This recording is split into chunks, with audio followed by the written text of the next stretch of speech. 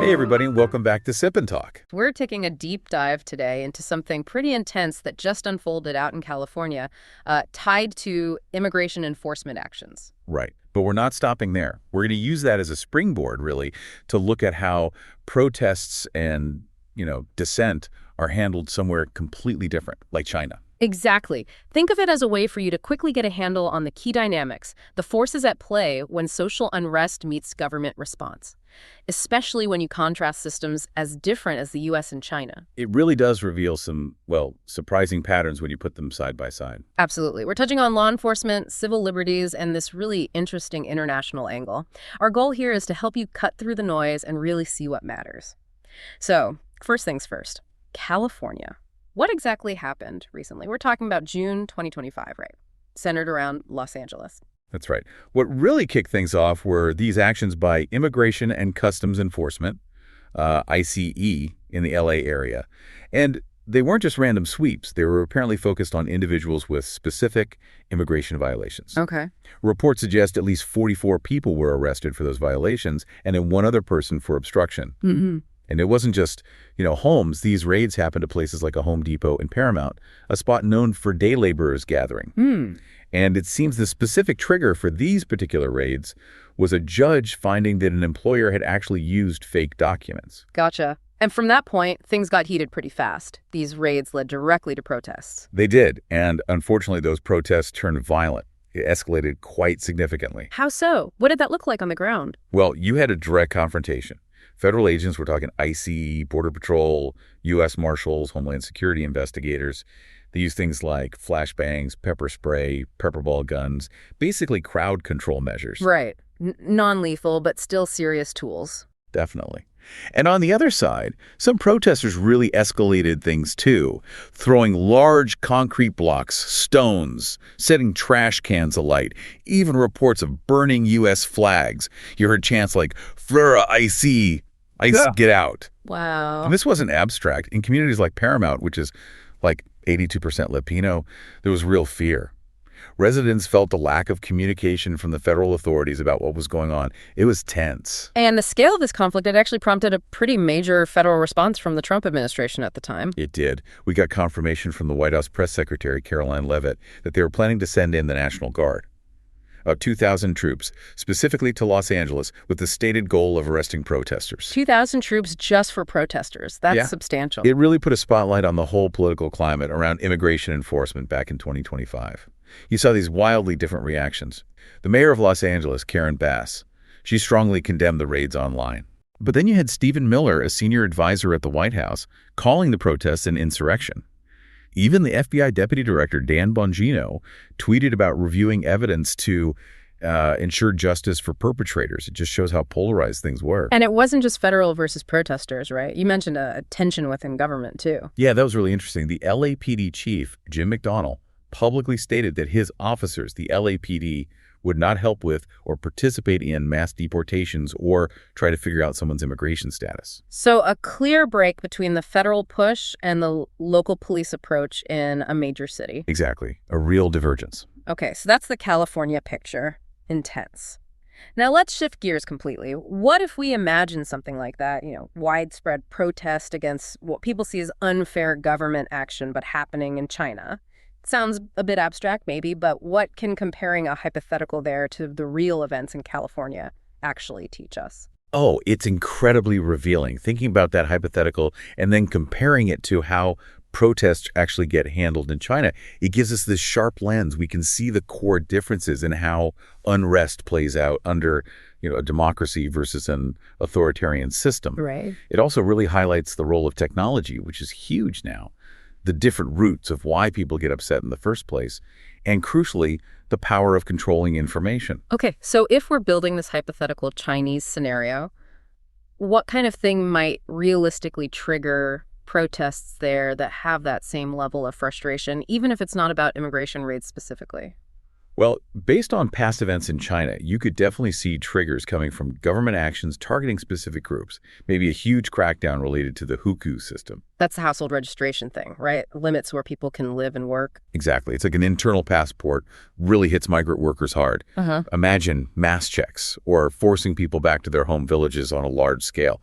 that could definitely cause unrest. Or actions against ethnic minorities, more surveillance, more restrictions in places like Xinjiang or Tibet. And then there are the underlying issues that always simmer. Economic hardship, job losses, or local officials abusing power. Think forced home demolitions or grabbing farmers' land illegally. These things have historically sparked really big local protests. So while California was maybe federal immigration policy versus local feelings and race dynamics, in China, a similar level of anger might bubble up from these structural issues, hukou, ethnic policies, economic inequality, often starting local, but maybe having potential to spread. Precisely. Yeah. The specific spark might look different because the context is different, but that basic human reaction when people feel seriously wronged by the state or local power, that's universal. Okay, but we don't have to just guess about China.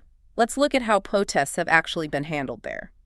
Using real examples gives us something solid to compare with California. Absolutely. And the obvious place to start is probably Tiananmen Square, 1989. Yeah, that one still echoes around the world. It really does. This was mainly Beijing, but other cities too. April to June 89 started with students mourning a reformist leader, Hu Yaobang, but it blew up into these massive demands for democracy, anti-corruption, free speech. And economic problems played a part too. Yeah, things like high inflation definitely added fuel to the fire. We're talking hundreds of thousands of people in the streets in Beijing alone. It was huge. And the government's response? Was decisive, you could say.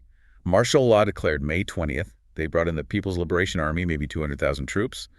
And then, the night of June 3rd, going into June 4th, they cleared the square with tanks and live ammunition. Live ammunition. Tanks against protesters. That's just worlds apart from pepper spray in LA. Utterly different scale. The number of casualties is still disputed, heavily. Yeah. But estimates run from hundreds, maybe up into the thousands, killed. And that violent clearing wasn't the end. There was more violence, widespread arrests afterwards. And the information side. Total blockade. Immediate.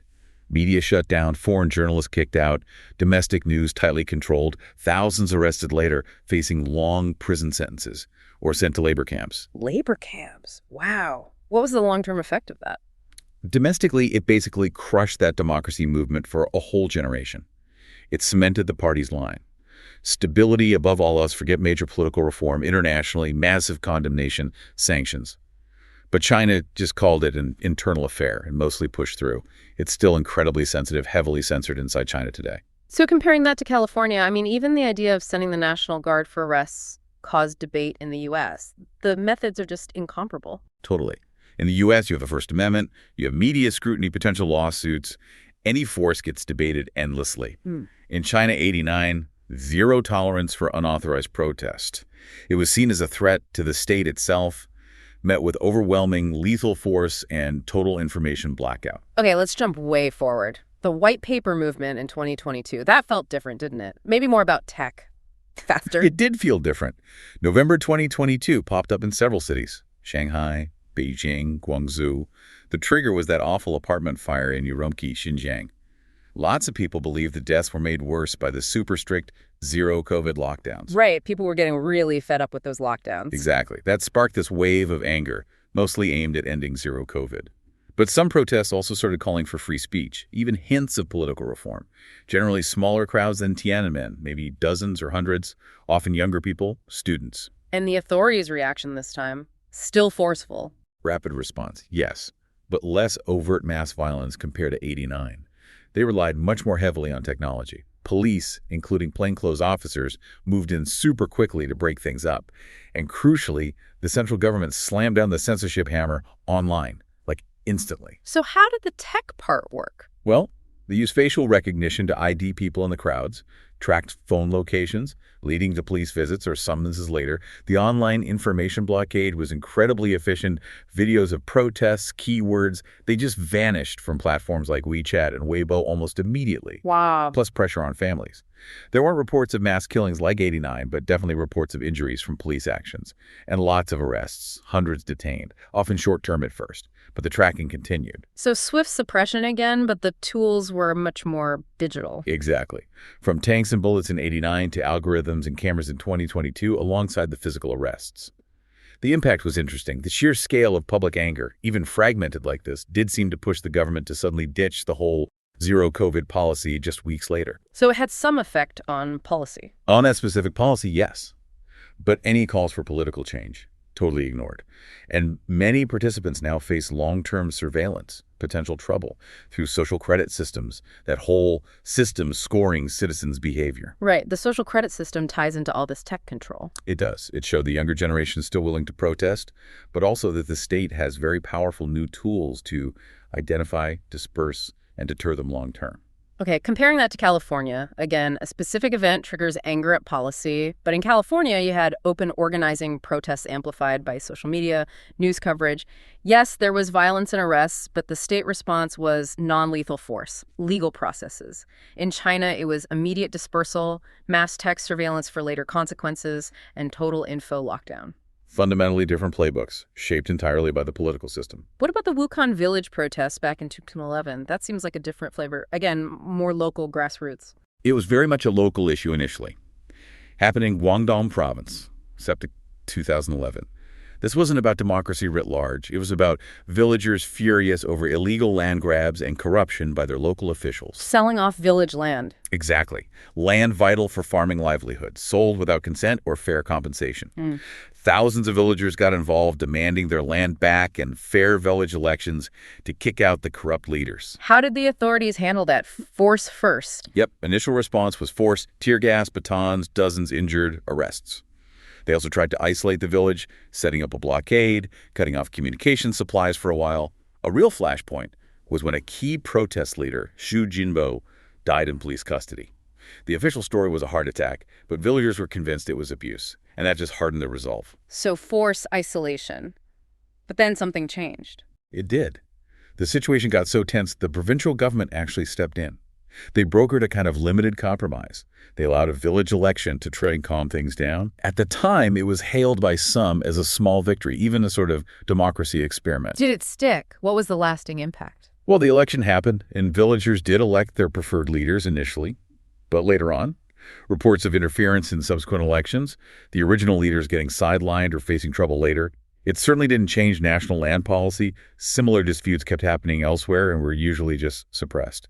But Wuhan is still seen as this important example of rural discontent and how sometimes very intense, focused local pressure can force limited concessions in China, even if the underlying system doesn't change. Okay, comparing Wuhan to California. Both started with specific local grievances, immigration enforcement fears versus land theft. Both involved demands for change. But California had open reporting, legal avenues, no blockade. Wuhan faced isolation, direct force, and got a limited compromise only through extreme pressure, with different long-term risks for those involved. Right. It really underscores that even when concessions happen in China, they tend to be contained, tactical, and don't really challenge the state's overall power or approach to dissent. Okay, so looking across these three very different Chinese cases, Tiananmen, White Paper, Wuhan, what are the common threads? What's the typical playbook for handling protests there based on this? You definitely see clear patterns emerging. One is rapid use of force police, paramilitary, tear gas, batons are standard. And in extreme cases like Tiananmen, lethal force in the military is on the table. Right. 2, strict and immediate information control is key. Censorship, blocking media, scrubbing the internet clean of dissenting content, controlling the narrative that happens every time. 3, there's always targeted suppression of leaders and key activists.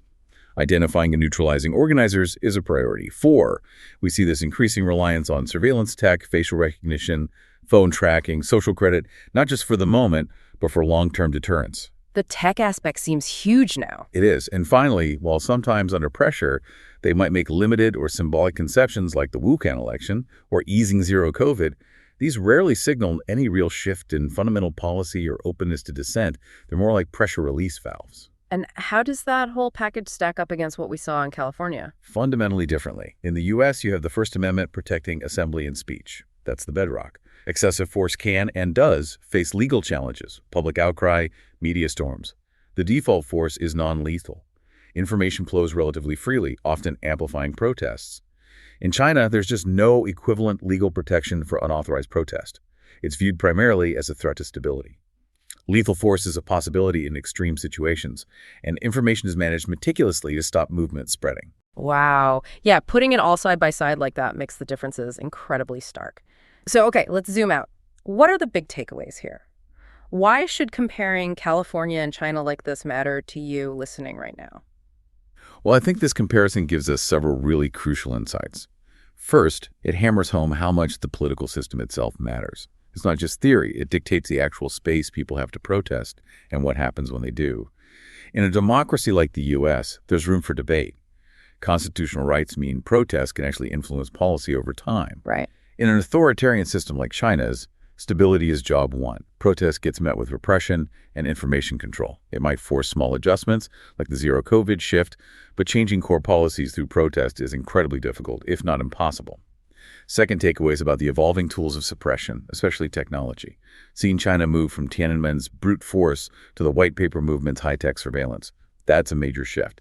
It shows how AI, facial recognition, digital tracking are giving governments powerful new ways to control dissent. And that's not just a China thing. No, I mean, the tools are different in the U.S. legal systems, non-lethal force, but the trend of using technology for monitoring and control is global.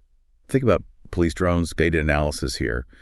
Tech offers potentially less visible, but maybe more pervasive forms of control. Reduces street violence, maybe, but increases that long-term psychological deterrence. Third, we see the universal roots of unrest. People everywhere protest similar things, fundamentally. Unfair policies, economic pain, abuse of power. California, it was immigration enforcement. China, it was hukou, land grabs, lockdowns. But how that anger gets expressed and whether it spreads depends entirely on the system. U.S. protests go public, get amplified. China's often stay local, get snuffed out by censorship. Understanding those roots is key to potentially heading off conflict. Makes sense. Fourth, you cannot underestimate the power of information control. It's absolutely central. In the U.S., media and social media can blow a protest up into a national conversation. In China, censorship shuts it down fast. Those white paper videos disappeared in minutes. Info freedom shapes everything. Domestic impact, international attention, the very lifespan of a movement. China's control works to suppress, but maybe it also pushes dissent underground. And finally, the international reaction, or lack thereof, tells you a lot about global standards. U.S. protests spark international debate about policy. China's crackdowns get condemned, but often framed as internal affairs with limited real consequences imposed from outside. International coverage matters for keeping human rights on the agenda, even if it doesn't immediately change things on the ground. Those are really powerful points. Understanding all that helps you make sense of headlines about protests anywhere in the world, really. It shows how tech, rights, and government systems all intersect. It kind of encourages you to think more critically about how different places handle similar problems. Exactly. Whether you live in a democracy or somewhere else, getting a grip on these dynamics helps you understand how dissent is managed, what allows for change, and what enforces stability. It maybe makes you reflect a bit on the rights and limits in your own society, too. Phew. Okay, that was a lot to cover. We started with those specific California protests around ICE, saw how things played out there, and then really dug into how China handles protests using Tiananmen, the white paper movement, and Wuhan as examples, drew out these big themes: political systems, tech, why people protest, and who controls the story. Yeah, and while the examples show these really stark differences shaped by fundamentally different political systems, you have this overlay now of technology. Surveillance tech is getting more sophisticated everywhere. Information flows globally, even against censorship attempts. So it leaves you with this big question, maybe something for you to really chew on. As technology keeps racing ahead, are the ways governments handle dissent starting to look more similar, maybe converging on tech-driven control? Or are those fundamental differences in political values, democracy versus authoritarianism, strong enough to ensure the responses will always remain profoundly different? Definitely something to keep thinking about, keep digging into these ideas. Thanks so much for joining us for the deep dive.